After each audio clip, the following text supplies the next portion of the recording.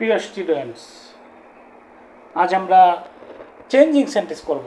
Changing sentence কি তোমাদের কাছে খুব কঠিন মনে হয়? আজকের লেসনের পর দেখবে একদম সহজ হয়ে গিয়েছে। আমরা প্রথমে অ্যাসার্টিভ থেকে ইন্টারোগেটিভ করব। প্রথমেই দেখব সেন্টেন্সটিতে অক্সিলারি ভার্ব আছে কি না।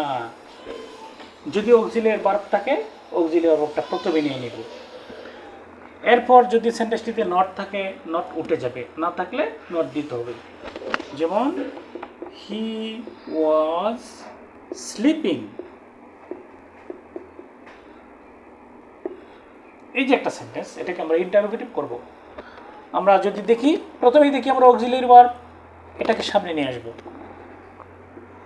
তারপর দেখব সেন্টেন্সটিতে নট, নেভার, নাইদার, নো কিছুই নেই, অর্থাৎ নেগেটিভ কোনো ওয়ার্ড নাই।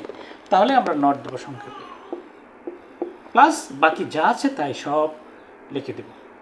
ওয়াজেন্ট হি স্লিপিং, প্রশ্নবোধক চিহ্ন দিয়ে দিব, হয়ে গেল।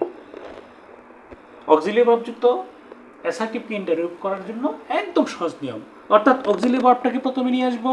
নট না থাকলে, নেভার না থাকলে, নো, নাইদার এগুলো যদি না থাকে নট দিব, প্লাস বাকি অংশ। আর যদি সেন্টেন্সটিতে অ্যাসার্টিভ সেন্টেন্স যদি নেগেটিভ হয়, তখন নটটা বসবে না। আরেকটা উদাহরণ আমরা দেখি, হি ইজ নট লার্নিং, এটাও অ্যাসার্টিভ সেন্টেন্স কিন্তু নেগেটিভ, এটাই নট আছে। তাহলে আমরা কি করব? প্রথমে অক্সিলারি ভার্বটা বসাবো, তারপর নটটা উঠে যাবে, নট উঠে যাবে, এবং এরপরে বাকি অংশগুলো জাস্ট সিরিয়ালি বসে যাবে। ইজ হি লার্নিং প্লাস প্রশ্নবোধক চিহ্ন, হয়ে গেল প্রথম নম্বর। এখন আমরা অ্যাসার্টিভ থেকে ইন্টারোগেটিভের 2 নম্বর নিয়মটি নিয়ে কথা বলবো। নাম্বার 2, হি লাইকস ফিশ। এই সেন্টেন্সটিতে অক্সিলারি ভার্ব নেই। যদি অক্সিলারি ভার্ব না থাকে, তখন আমরা কি করব? দেখব মেইন ভার্বটি কি যুক্ত। যদি মেইন ভার্বটি এস বা ইএস যুক্ত থাকে, তাহলে শুরুতে ডাজেন্ট হবে। যদি মেইন ভার্বটি ফার্স্ট ফর্ম যুক্ত থাকে, তখন শুরুতে ডিডেন্ট হবে। আর যদি এস বা ইএসও না থাকে, ফার্স্ট ফর্মও না থাকে, তাহলে শুরুতে শুধু ডো নট। আচ্ছা, এই সেন্টেন্সটা কি যুক্ত? লাইকস, ভার্বের সাথে এস বা ইএস আছে, তখন শুরুতে ডাজ, ডাজেন্ট, তারপর সাবজেক্ট বসবে। এরপর লাইকসের এসটা উঠে লাইক হয়ে যাবে, প্লাস বাকি অংশ। এরপর আমরা প্রশ্নবোধক চিহ্নটা দিয়ে দিব। তাহলে হলো কি? He likes fish. সেন্টেন্সটি অক্সিলারি ভার্ব যুক্ত না, কি যুক্ত? মেইন ভার্ব যুক্ত। মেইন ভার্বটা কি যুক্ত? এস বাই এস যুক্ত। সেজন্য প্রথমে আমাদেরকে ডাজেন্ট বসাতে হবে যদি এস বাই এস যুক্ত থাকে, তারপর সাবজেক্ট, তারপর ভার্বের বেস ফর্ম বা প্রেজেন্ট ফর্ম, প্লাস বাকি অংশ। ঠিক আছে, এখন আমরা আরেকটা উদাহরণ নিয়ে কথা বলি।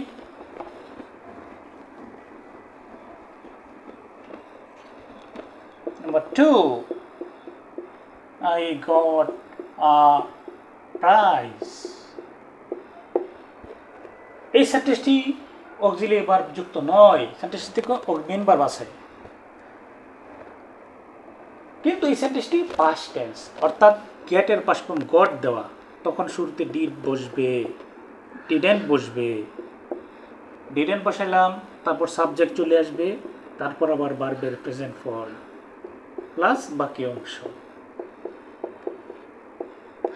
একটা জিনিস মনে রাখতে হবে, সবসময়ই ডো নট বসাই, ডাজ নট বসাই, ডিডেন্ট বসাই, এরপর সাবজেক্ট বসবে, এরপর সব সময় ভার্বের প্রেজেন্ট ফর্ম হবে।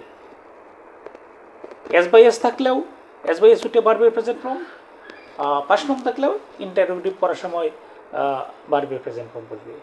আশা করি এই নিয়মটা বুঝতে পেরেছ। এখন আমরা 3 নম্বর নিয়ম নিয়ে কথা বলবো।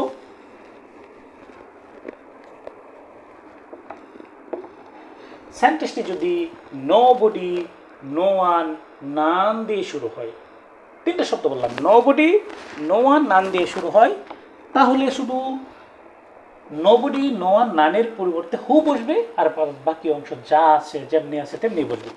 যেমন নোবডি লাইকস হিম, এই নোবডির পরিবর্তে হু বসাবো, আর বাকি যেমনি আছে তেমনি ভাবে বসাই দেবো। হু লাইকস হিম, এখানে কোনো পরিবর্তন হবে না, এস বাই এস উঠবে না, পাশে থাকলে সেটা উঠবে না। হু লাইকস হিম, প্রশ্নবোধক চিহ্ন হয়ে গেল। এরপর আমরা এটা কি কি, নোবডি, নো ওয়ান, নান যুক্ত যদি থাকে। তারপর খুবই গুরুত্বপূর্ণ একটা নিয়ম, 4 নাম্বার, সেন্টেন্সটা যদি এভরিবডি,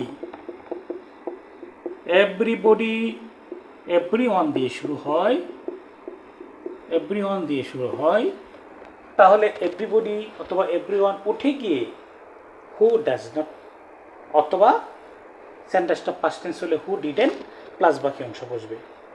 যেমন এভরিবডি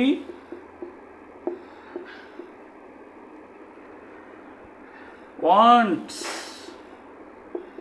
টু বি হ্যাপি, প্রত্যেকে সুখী হতে চায়।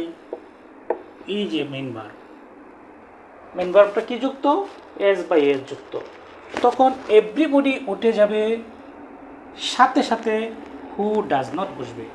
এভরিবডির পরিবর্তে হু বসবে, আর ভার্বের সাথে এস বাই এস থাকলে ডাজ নট, সংক্ষেপে ডাজেন্ট, প্লাস বাকি অংশ কোনটা বসবে, প্লাস বাকি অংশ, টু বি হ্যাপি। প্রশ্ন বলছি, তাহলে আমরা কি বললাম, সেন্টেন্সটা যদি এভরিবডি অথবা এভরিওয়ান দিয়ে শুরু হয়, এভরিবডি অথবা এভরিওয়ানের পরিবর্তে হু বসবে।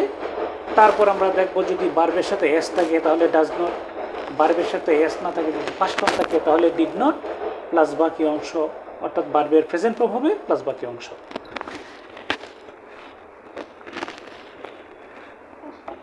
আজকের শেষ নিয়ম, এবং আশা করি এই 5টা নিয়ম শিখলে তোমাদের অ্যাসার্টিভ থেকে ইন্টারভিউটিভ শেষ হয়ে যাবে।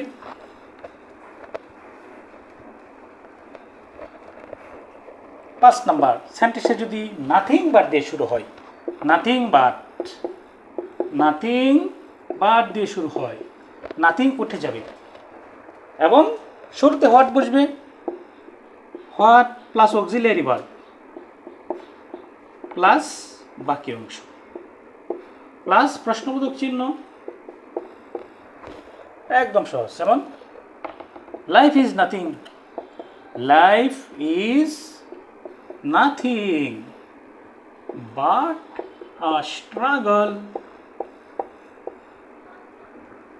এটাকে ইন্টারভিউ করলে নাথিংটা উঠে যাবে, শুরুতে হবে হোয়াট, তারপর কি auxiliary verb is, what is, তারপর বাকি অংশ সিরিয়ালি জাস্ট বসে যাবে।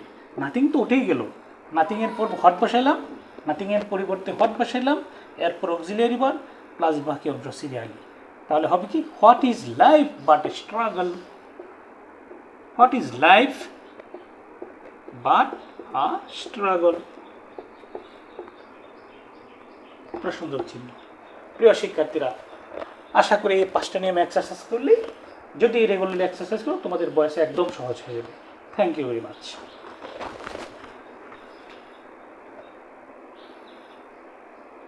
আরে বাবা, তবু 9 মিনিট।